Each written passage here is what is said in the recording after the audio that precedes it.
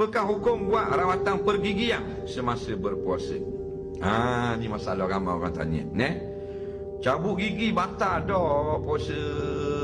Jawabnya batal kalau dia telang gigi tu.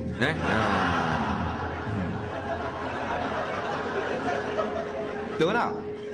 Batal tak? Tapi kalau cabut gigi adakah batal? Ambil gigi buh keluar. Doktor ambil tunjuk. Pung lepas dalam tong. Nak betul tak? Kan doktor tunjuk gigi tak? So gitu gigi tunjuk ni gigi.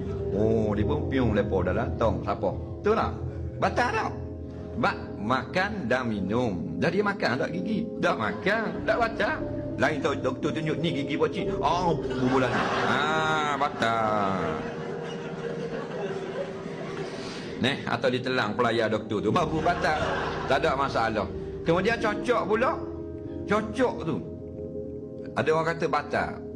Tidak batal. Yang batal memasukkan suatu lebih pada hak batin dalam lubang yang terbuka.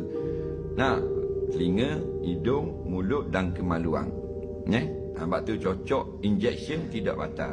Kalau orang cabut gigi, biasa doktor cocok bius tu atas gusi ke atas gigi? Atas gusi lah.